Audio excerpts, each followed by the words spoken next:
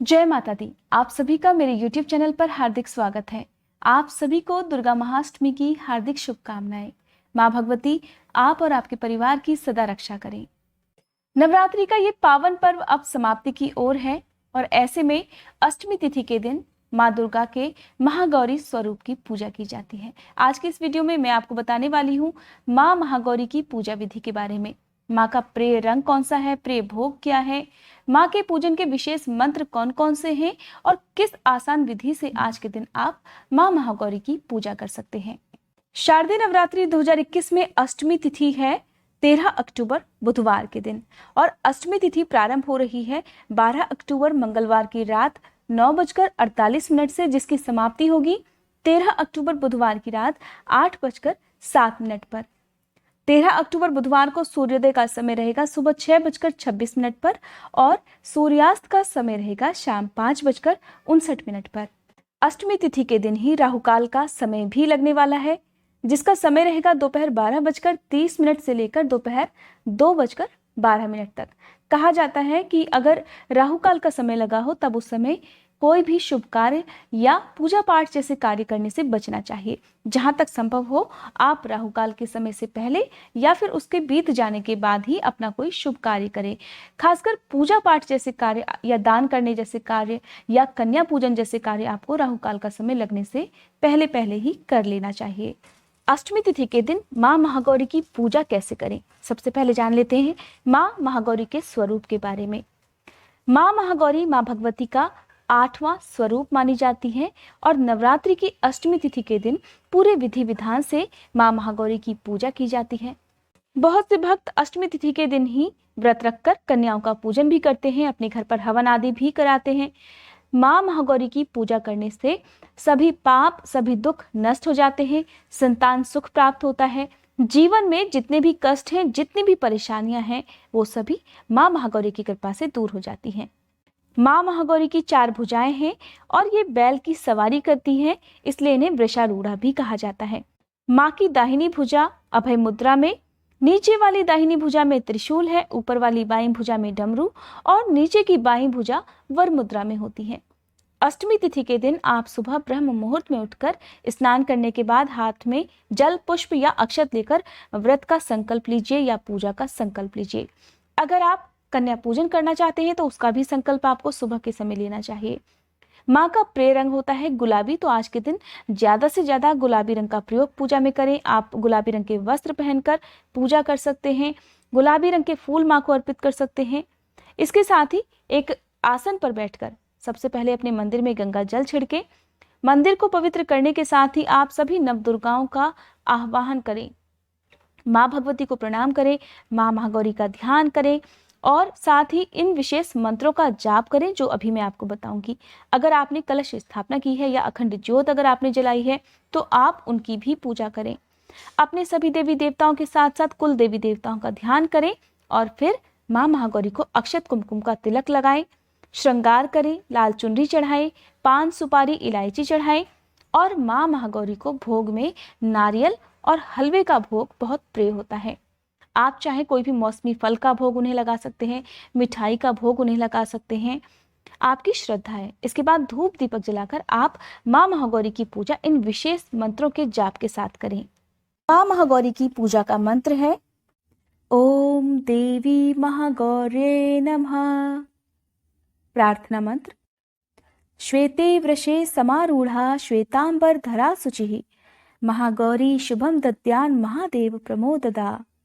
माँ की स्तुति मंत्र या देवी सर्वभूतेषु माँ महागौरी रूपेण संस्थिता नमस्तस्यै नमस्तस्यै नमस्तस्यै नमो नमः। इन मंत्रों का जाप करने के बाद आप श्री दुर्गा सप्तशती का पाठ करें। अगर आपने पहले से ही सारे अध्याय पूरे कर लिए हैं तो आज के दिन आपको देवी सूक्त और सिद्ध कुंजिका स्तोत्र का पाठ करना चाहिए। देवी सूक्त और सिद्ध कुंजिका स्तोत्र का पाठ उन लोगों को जरूर करना चाहिए जो कि पहले दिन से इसका पाठ नहीं कर रहे हैं, क्योंकि दुर्गा सप्तशती का पाठ बिना देवी सूक्त और बिना सिद्ध कुंजिका स्तोत्र के अधूरा माना जाता है। इसके बाद कपूर जलाकर आरती करनी चाहिए, सबसे अंत में क्षमा याचना करनी चाहिए। आज की पूजा में अगर संभव हो तो घर के सभी सदस्यों को मिलकर माँ महागौरी की पूजा करनी चाहिए। ऐसा करने से घर में सुख समृद्धि आती है और घर में बरकत होती है। आप चाहें तो आज के दिन आप अपने घर पर एक छोटा सा हवन भी करा सकते हैं। आज के दिन अगर आप कन्या पूजन करना चाहते हैं तो पहले से ही कन्याओं को और एक बटुक भैरव को अपने घर पर आने के लिए आमंत्रित करना चाहिए। उसके बाद कन्याओं को और बटुक भैरव को अपने घर पर बुलाकर उनके चरण धोकर उन्हें तिलक लगाना चाहिए। उनके माथे पर या हाथ पर लाल चुनरी बांधनी चाहिए। फिर उन्हें भोजन कराना चाहिए। भोग में लगाया हुआ हलवा और नारियल आप आमंत्रित की गई कन्याओं को और बटुक भैरव को जरूर प्रसाद स्वरूप दें। साथ ही जाने से पहले उन सबका आशीर्वाद भी प्राप्त करें। अपनी सामर्थ्य के अनुसार दान दक्षिणा उन सबको दें। और इसके साथ ही सबसे पहली बात कि अगर आपके पास पूरी 7 या 9 कन्याएं नहीं होती हैं तो जितनी भी कन्या आपको मिल जाती हैं आप उन्हीं को रिपीट कर करके 7 या 9 की संख्या पूरी कर लें। आप बार बार उन्हीं को भोजन कराकर इस तरह से आप कन्या पूजन भी कर सकते हैं।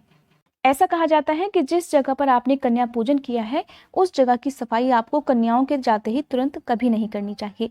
ऐसा करने से आपके घर की बरकत चली जाती है। आप कुछ समय का इंतजार कर लें, उसके बाद साफ सफाई कर सकते हैं। आधा घंटा या 1 घंटा बीत जाने के बाद आप सारी साफ सफाई कर सकते हैं। इस प्रकार आप दुर्गा अष्टमी के दिन विधि विधान से अगर माँ महागौरी की पूजा करते हैं तो आपके घर में माँ भगवती का आशीर्वाद सदा बना रहता है। आज के दिन अगर संभव हो तो मंदिर में या आसपास जहाँ भी निर्धन व्यक्ति हैं वहाँ उन्हें भरपेट भोजन आप करा सकते हैं। साथ ही निर्धन कन्याओं को उनकी ज़रूरत का सामान भी उपहार में दे सकते हैं। ऐसा करने से माँ भगवती खुश होकर आपकी झोली खुशियों से जरूर भर देंगी।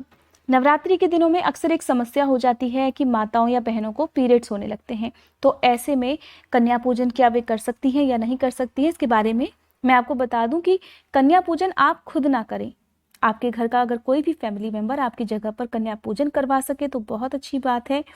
अगर आपके आसपास में कोई ऐसा है जो आपकी मदद कर सके तो भी बहुत अच्छी बात है।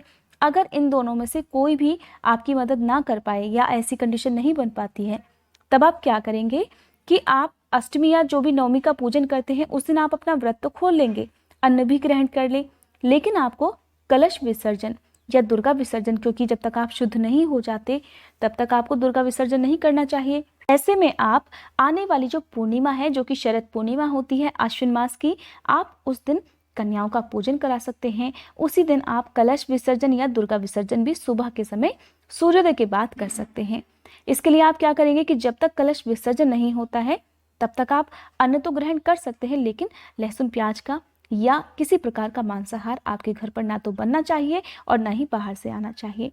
इन सभी नियमों का पालन अगर आप कर लेते हैं तो आपकी नवरात्रि की पूजा कहते हैं कि सफल हो जाती है। नवरात्रि के 2 दिन बहुत ही खास होते हैं उन लोगों के लिए जिन माताओं बहनों ने विवाह संबंधी परेशानियों के लिए नवरात्रि के व्रत रखे हैं, चाहे वो दाम्पत्य जीवन सुखद बनाने के लिए हो या विवाह में हो रही देरी के लिए हो। तो ऐसे में आप जब भी कन्या पूजन करें अपने हाथों से कन्याओं के पैरों में महावर लगाएं। कहा जाता है ऐसा करने से विवाह संबंधी परेशानियां दूर हो जाती हैं। आपको ध्यान रखना है कि अपने घर पर जो भी कन्याएं आप आमंत्रित करें वो छोटी कन्या हो। 2 से 5 साल तक या 7 साल तक की कन्या अगर होती है तो बहुत अच्छी बात है। आप ध्यान रखेंगे कि कन्याओं के साथ एक बटुक भैरव बिठाना नवरात्रि के दिनों में बहुत जरूरी होता है। इस तरह से आपकी दुर्गाष्टमी की पूजा संपन्न होती है। पूजा करने के बाद आप आरती करें जब भी तो सबसे आखिर में आपको क्षमा याचना जरूर करनी चाहिए, ताकि जाने अनजाने में पूजा पाठ में या कन्या पूजन में आपसे जो भी गलतियां हुई हो जो कि आप नहीं जानते हो उसके लिए माँ भगवती आपको क्षमा कर सकें। ये थी आज की वीडियो। उम्मीद करती हूँ आपको ये जानकारी पसंद आई होगी। अगर ये वीडियो आपको अच्छी लगी हो तो वीडियो को लाइक करके कमेंट बॉक्स में जय माता दी लिखने के साथ साथ मेरे आने वाली वीडियोस का नोटिफिकेशन पाने के लिए आप मेरे चैनल को भी सब्सक्राइब कर सकते हैं।